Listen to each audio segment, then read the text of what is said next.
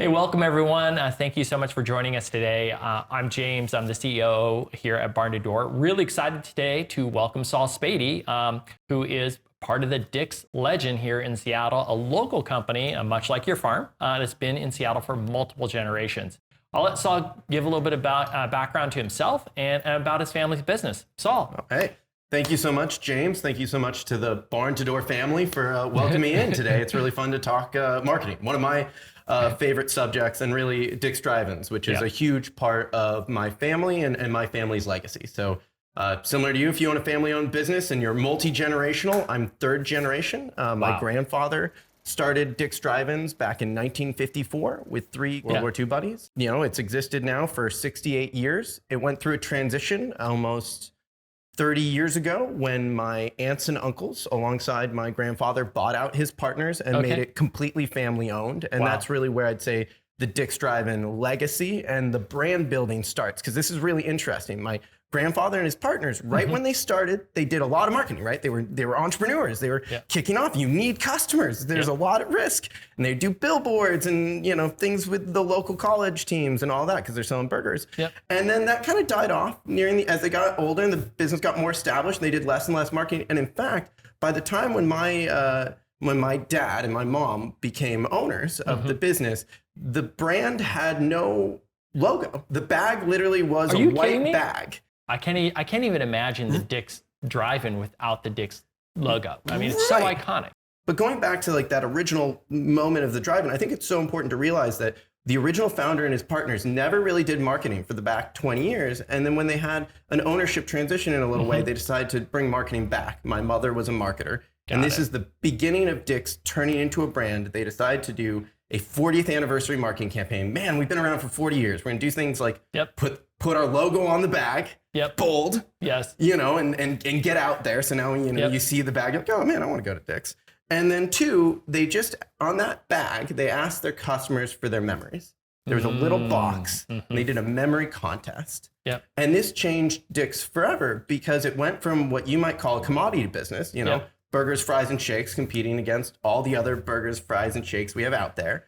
And it jumped into what I would call a brand, because it turns out over all these years with these white bags, with this unique model of just, you walk up to the drive-in like a classic 1950s McDonald's, you order, like if you'd watched The Founder, right? You would see this experience. That's what a Dick's Drive-in is like. And then you get your food in like 60 seconds. It's probably the fastest transition in fast food. We bring it back. We ask our customers for their memories. It turns out people have met their spouses at Dick's Drive-ins. People have gone there after the biggest win of their life. They've gone there after the biggest loss in their life.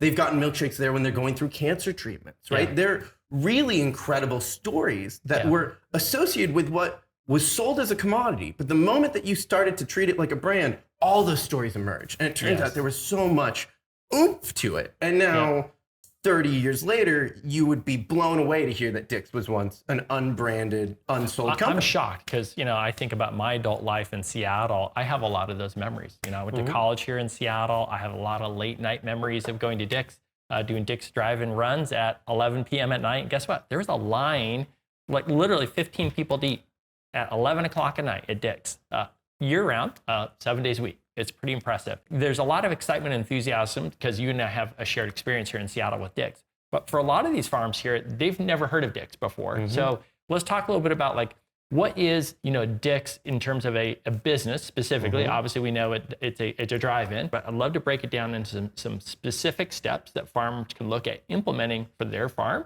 that's tangible, right? That they can then move forward with. So let's start with like Dick's as a business. It's very simply an operations business. You take your basic Dick's Drive-ins. It's got 4 windows. It's got somebody serving a customer. We have a menu that has no special orders. You can order a deluxe, which is a quarter pounder with cheese, a special, which is got no cheese, lettuce, and our tartar sauce. My favorite. That's my go-to. Yeah, oh man, it's our least sold. It's one of our least sold burgers, so you're special. Yeah, I am special. We have our cheeseburger, which is just a basic cheeseburger. I would say it's probably one of the best basic cheeseburgers in the world. It's got fresh meat. We don't freeze our meat. We've never frozen our meat. It's got a pump of ketchup, a pump of mustard, and then the buns are from a local bakery called Fran's, and it hits. It's warm and gooey, and it's everything you want in an American cheeseburger, right? It's But if you put that cheeseburger next to every other cheeseburger you'd ever see, it's a commodity, right? They all look the same. They're kind of wrapped. You open it up. Yes, you need a better product, right? We use great potatoes from Idaho. We use good meat, but you gotta commit yourself to having this great product. And then I would say within all of this is this really constant fresh concept. We cut our potatoes and you see it. We're making the burgers as you're stepping up and they're being wrapped and they're delivered to you really fast. And so it's affordable, it's fast, and it's reliable. It's a great experience. I remember taking my own sons there to go watch burgers be made, watching fries actually go through people stick it in some machine. It looks like a press and it breaks the potatoes into fries. But this is a commodity market, right? This is what's interesting because many of our farms, just so you know, are selling products that look like a commodity product. It might be a hamburger, it might be a set of flowers. It could be simple, basic produce that you could buy from any grocery store. But these farms put a lot of love and attention into the quality of their products. So what has been the secret for Dick's when it comes to competing in a commodity market to distinguish your brand? So it's weird. There's two things, and I would say some of the family would joke, and this is kind of the old school first generation founder level, is you do the same thing and you never change, right? We didn't take credit cards until 10 years ago. I would say as the younger side of it, who is really focused on trying to push out there and reach new customers, it's about telling your story really well and being willing to push it out there. And so I would say if you're going to take the magic of Dick's Drive-In's brand, it's two things. It's this operational commitment to our values. And then it's this really creative commitment to tell our stories. And I want to jump to those values because they're my grandfather's values. So it was one, you have to make a profit. Number two, and my grandfather was really committed to this. He's the first in his family to go to college. He went on the GI Bill.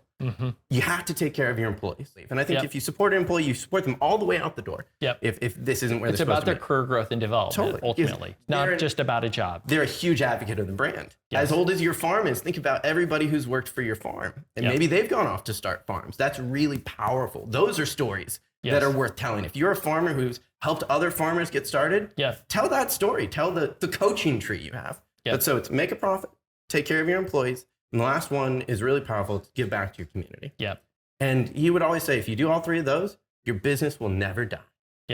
That's fantastic. Really powerful words that I think will certainly resonate with many of the farmers who are watching this right now.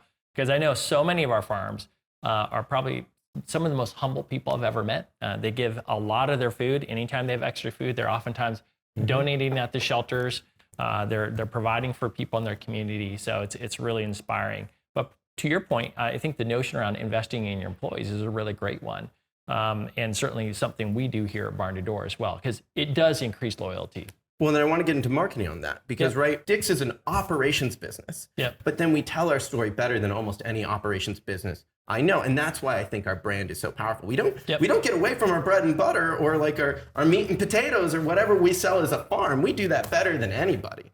But we also tell our story better than anybody. And that's where, if there's a magic to be found, it's just taking that risk. And there are some like real nuts and bolts I want to say. Like Dick's has not always been the best at telling our story. We all get this as family businesses out there. My mom was a marketer. She joined the family. We had an opportunity to start doing the marketing ourselves. She said, let's put our logo on the brand, on the bag. Let's ask people for their memories. But they didn't really invest in that long term. That was a one-off. They did it for the 40th anniversary. They did it for the 50th anniversary. And they even generationally hired me to run their 60th anniversary. And they didn't commit to doing what I would say monthly, year over year marketing until 4 years ago. And at that time, my sister decided to hire my agency to provide that service. And that's when we started to attack these ideas that we built, these memories, special events, and now making a business of it. We're going to do it all the time. We're going to craft events and opportunities for you to come to our restaurant and make even better memories.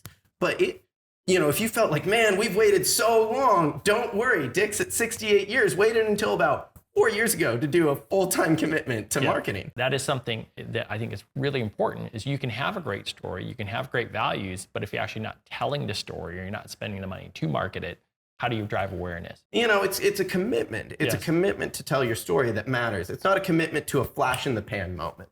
I would agree. I think many of our farms have had that similar experience where you can't just show up at a market one time and expect people to know who you are. In the same way, you can't just offer delivery one day a year. You have to offer a commitment to make ongoing deliveries to a particular neighborhood or what have you, and then start building that brand awareness. People see your brand, they see that you're part of the community, and people want to invest in and they want to buy local. So let's talk a little bit about defining your brand, right? So I remember going through and reading about the story of Dick's, specifically of your grandfather. He talked about the freshness of the product, that you never freeze the product. Talked about making it speedy and quick, right? And then number 3, making it affordable, right? Our farmers really care about the quality of their products, right? So talk to me about those 3 values and how that's kind of like guided some of the decisions you guys make as a business. Yeah, I mean, I went back to it. Dick's is an operations business, right? That's, you define your brand by what you do great. Dick's does your fresh food fast and as affordably as we can in the city of Seattle. I would say that's always the beginning. Each one of you can figure out what you do, whether it's potatoes, whether it's flour, whether it's meat, and just write it down. We need to have these 3 core values that we go back to and what we build our business around. What would you say step 2 is, actually? Well, I was going to say, let's talk about step 2, right? Which is keeping a simple menu, right? Like you guys have done a fantastic job not offering a wide range of diversity of products. You've kept it really simple, kept it, really on point. This is the never change. This is the old school. Don't ever change. Keep it simple, stupid. Well, talk to me about this a little bit, because, it's like, it's easy to have a few loud customers who say, hey, can you alter this, or can you change this, et cetera. And I know many of our farmers are cautious about like pushing back on customers who ask for special treatment, right? Or who've been a loyal customer who want something different. Like, talk to me a little bit about like why keeping a simple, not only packaging, but pricing, keeping that simple has helped you guys build, again, operational success. Well, it goes back to the values, right? Why is the menu simple? It's because we want to deliver your food fast. And so if we make our menu more complicated and add new things, it won't come out as fast. We won't be as much of an operations business. So you lose your value. It's like step 1 kind of leads to step 2. I would say, though, to the change your menu concept, one of the greatest and biggest debates underneath my sister's tenure has been to add the plain cheeseburger and the plain hamburger. Now, we did not change our rules. You still have no special orders at Dick's. Because it used to be people come up, can I get a plain cheeseburger? Can I get a plain? No, it is not on the menu. We did add it to the menu so that there is listed a plain ham and a plain cheese. So we kept it within that simple menu mind frame, but we had some change and adaptation. In the same way with taking credit cards. We took credit cards because we realized we weren't staying true to our brand values. We were having people do cash to make them go fast. But imagine you're a customer, you don't have 20 bucks in your pocket, you waited in line, you got to go to the ATM, you got to come back. Not only is your food more expensive because you had to pay an ATM fee, but it wasn't as fast. And so that's why we added credit cards, right? Having these strong values can help you work your way through other questions that you want to ask yourself about your business. That's a really great point. So it's not that you make a decision and stick with it ad infinitum, right? The key is to make a decision, stick with it, but within my values. Within your values, but also listen to your customers, right? So you guys added plain hamburgers because of customer feedback. Yes, it was the #1 customer complaint we got at our restaurants. Okay, so and you responded. How are those sales going? It's funny, the plain cheeseburger is pretty good. It's been one of our more successful new items. Now, to be fair, our last new soda was Diet Coke. So like, we don't have a lot of new item success to cross compare. And that's a danger, right? If you never change, you don't have a lot of points to kind of get reference to make good decisions. You're actually kind of running a business in the dark. I think about some of our farms today, they are actually going through and they're constantly changing things all the time, right? Now, part of the challenges some of our farmers have is that they don't know what might be, growing, and seasons change, right? So they don't have just access perhaps to a certain product at all times. And that's where we oftentimes will encourage our farms like, hey, put together a farmer's choice box, make it simple, just move your product because people want to make a commitment to you locally as a farmer, and we'll support your products regardless of what they are. That's a great point. I ran into a friend of mine in Bellingham who spores mushrooms for like artisanal kitchens. He creates, your really high quality mushrooms for you to, serve either at home or in restaurants. He'd done farmers markets, his entire business. COVID hit, his business was cratering. He had to lay off a ton of his staff, and he kind of went all in on online, order direct, boxes to spore in so you can do it at home. And he completely shifted his company overnight. Very stressful. Not what we want to do as business people, but that saved his company. That's great. So you talked a little bit about part of Dick's history in Speedy service was always just taking cash. I remember the first time I went to Dick's that, even the employees would do the math in their head and they would press an old push button till.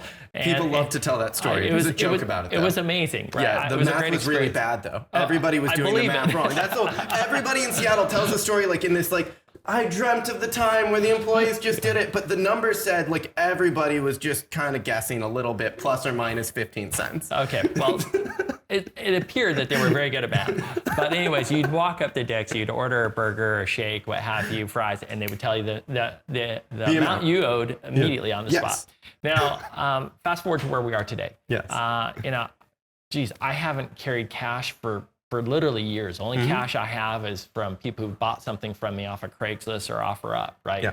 And I keep a little bit just in case I have to swing by and pick something up at a farm stand when I'm driving somewhere, right? Or going to a garage sale. But otherwise, I don't carry cash. I just use cards. So talk to me about the evolution or the conversation that happened after 40, 50, 60 years of doing cash only and then switching to taking credit card. And I mentioned it a little bit earlier, and it's actually what led me to being a marketer for the business. This is the last major decision my grandfather made in regards to the restaurant. A lot of people think he wasn't involved in it. He was actually really involved in it at the age of 90. And so he's a lifelong entrepreneur. Some of you might be lifelong entrepreneurs, and then your families will create family businesses out of that. And then so it goes to the point of you had a lot of events where, as you were describing, every year you have less people carrying cash. I could say we could see it in our numbers. I would say we were losing about a small percentage point a year for about 5-6 years as a cash only business.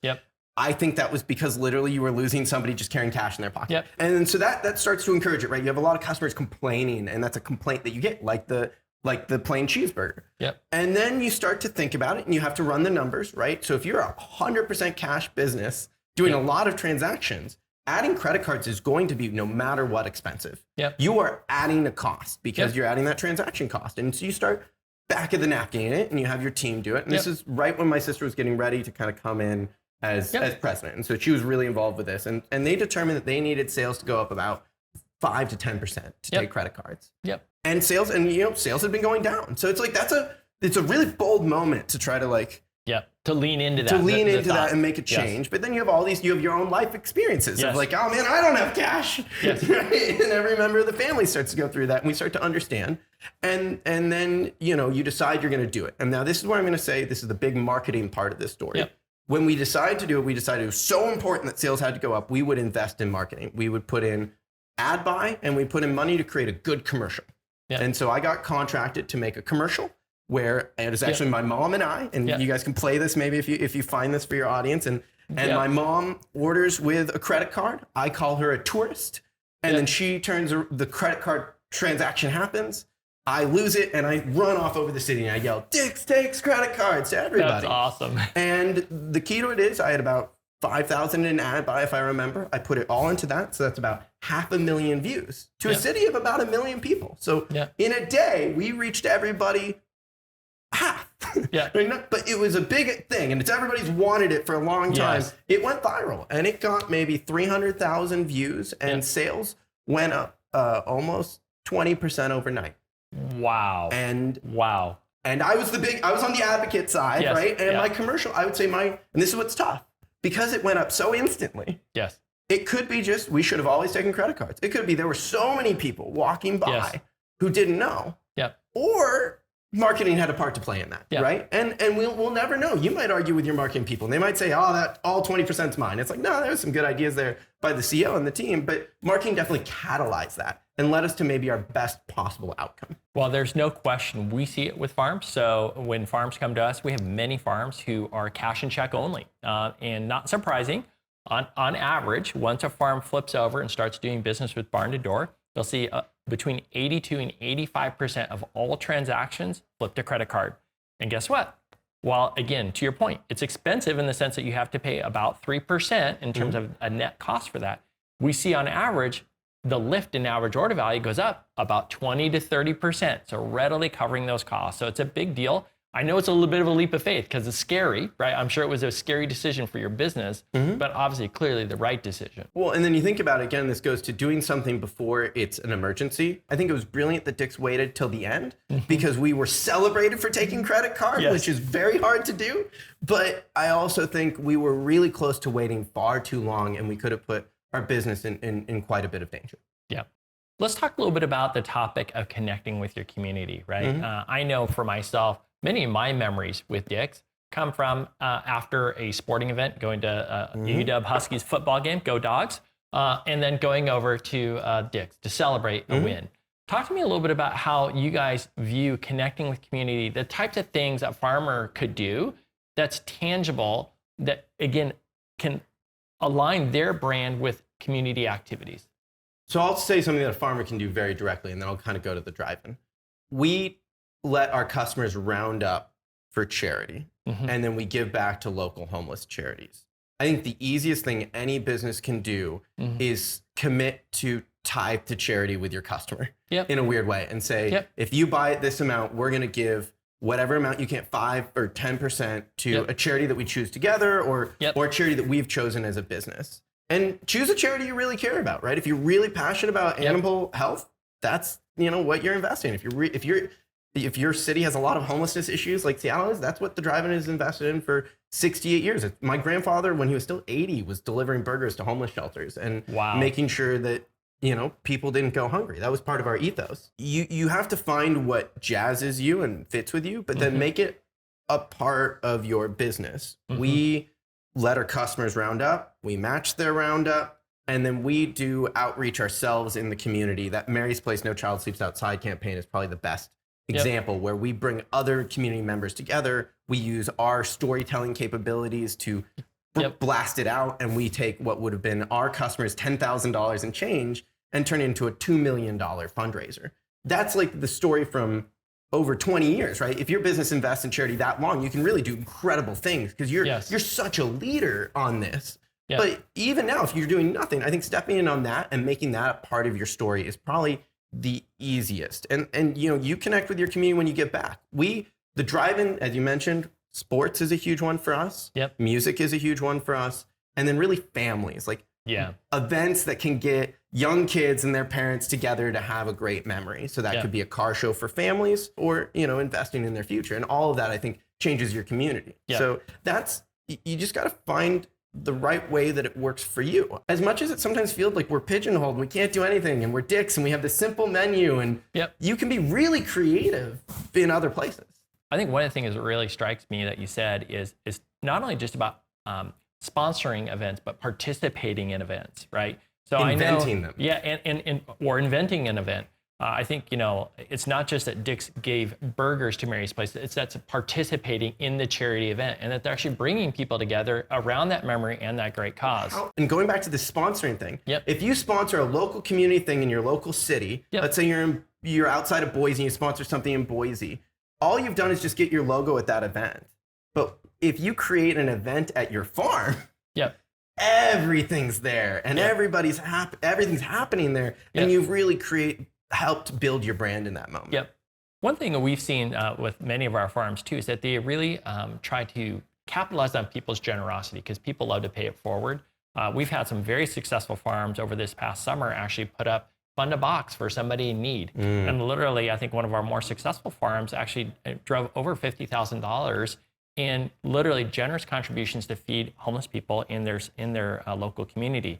But the best part about it is actually deliver those boxes too, right? And so capturing that story of not just raising the money and bringing those products to those folks in need, but also capturing the story of that experience. Been really powerful. The drive-in is expected to be a leader when it means taking care of our employees, right? We are expected to give back. We have been committing to try to stop family homelessness for as long as any business in the city. We've been committed to trying to stop homelessness as long as any business. But then let's say, but at that point, you're expected to do something when things go wrong, right? You're a leader in the community. And so COVID happens. Your sales go down. Everything's feeling bad everywhere. Your restaurants that need to have lots of customers don't have enough. What's the first thing we say we're going to do? We're going to start delivering 10,000 burger boxes to local hospitals. Wow. We put 24 burgers in each box. We invented this box, which we still haven't released to customers. So a future product is like baked into this creativity. Yep. And then we asked our customers to buy more boxes. And Yep. our customers actually ended up buying, I think, 44,000 burgers total that were delivered to local hospitals. Wow. And we had to transition like a certain amount of our business, which is tough, to collecting these boxes, going to hospitals, receiving inputs from hospitals, following the rules for getting food to hospitals during a pandemic. Wow. But then within that, you're a leader again, right? And so the expectation was you have to step up here even when it's hard. Yes. And we did. And look at how our community stepped up with us. Yeah. And think about the brand affinity that you've created now. People are going to associate the Dick's brand with somebody who's committed to the community. Well, and here's the end kind of benefit of this. You think maybe I don't have this cool story, but one of your customers might be this up and coming 5-star chef that gets your food delivered every day. Don't tell the story about your food. Tell the story about the incredible food he makes or she makes. And that will bring people to your farm because there's no better advocate for your brand than a chef. Yeah. Right? Oh, at least a good chef. Yeah, I think that's one thing. That's really great advice, Saul, is to really think about the customer of your farm and how are they using your food, right? So let's talk a little bit about something that Dick's has invested in fairly recently, and that is the new Dick's food truck. Yes. I think this is a pretty awesome investment because now all of a sudden, it's not just limited to my experience at Dick's at the drive-in that I always go to up in the University District, but now your brand is actually present at events, on site. Oh, and this is a crazy food truck, man. Like no other food trucks, they go out and they have a day like we would have, and it would take them 5 days, right? Yep. We serve 60 customers in an hour at our food truck, so a customer a minute. Wow. We sell out in about 3 hours, and we will sometimes create a line that's an hour and a half long. That food truck makes a profit. Yep. We don't lose money on it. It doesn't make as much money. It's mostly for marketing outreach and awareness and to give people an opportunity to consume this at, let's say, weddings. Yes. How great of a feeling is it to go to Dick's after your wedding? Well, it's even better just have the food truck there at your party. Yeah. Right. And so we get to lean into some of these memories that we're always trying to spark, these opportunities, right? Be active and you'll really get some great returns on your marketing and your brand. That's great advice from Saul. Be active, participate, and lead, right? Super, super good advice because our farms are very active in their community, but I'm not sure they're as visible as they potentially could be, right? Make sure you capture the story, but also lean in and participate, right? These are great opportunities for you. I loved your suggestions. For instance, if you know a young chef that's in the area, get them samples of your food. Make sure that they're getting to try the best product. Maybe you'll get featured on their menu, right? Maybe you can tell their story, or better yet, maybe you can have them come to your farm, do a cook-off or what have you, and capture those recipes, share that experience, right? So there's lots of great ideas Saul shared with us today. Why don't we run through real quick? You've touched on a ton of different topics, stuff, yeah. which is great. But why don't you run through the list here of what we've been able to see here, like 5 key steps for helping these farmers be successful in building their brands? Obviously, you got to define your brand, right? That was step one. And for Dick's, it's our core values. It's we got to make a profit, we invest in our employees, and we give back to our community, right? That isn't anything to do with our product, right? It's a little different, but that's our brand, I think, more than anything else.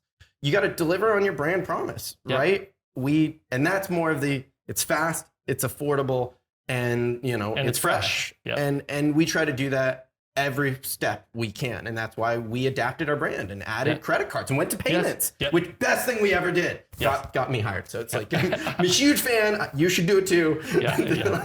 And you really will see returns. We connect our brand with our community, right? And that goes back to the values. Like the last value is give back to your community. So we do it through music, we do it through, sports, and we do it through just creating really unique opportunities to connect with our brand. And then, evolve. You can't be fully static. Learn it even from this business that was very static and very successful doing it. Our evolutions have been our biggest successes recently. And I think that's worth understanding. I'm also generation 3, right? If you're generation 1, you're like, oh, all generation 3 people talk like that. And it's like, because we're just at different places in the business structure. And then the last one really is, and it's my favorite, right? It's where I go to work. It's create memories that connect your brand with your customers. Each of you has a restaurant that buys your food. I I almost guarantee it. Yeah. But if they don't, you're right. You have to find that restaurant. But like, imagine it. What if your entire brand becomes telling the stories of the restaurants that work with you? Yeah. You're now maybe investing more in ads than these restaurants. Now the restaurants are going to come to you, wanting to buy your food because you tell their stories better than them. And that's a pretty cool place to be. But one more thing that I just wanted to share is all of you can reach out to me. I do a cup of coffee for free in Seattle. We can do a cup of Zoom even freer. And I love hearing stories from different people. I love, coming up with ideas just in person. And, if you don't want to work with me, that coffee's free. That's awesome. Well said. Thank you so much, Saul, for joining us today at the Direct Farm Conference. We're really fortunate to, again, welcome you here today with an iconic brand that's been in Seattle for 3 generations. For all those farms who've been watching who are multi-generational farms, hopefully you're taking away some really great ideas and some suggestions.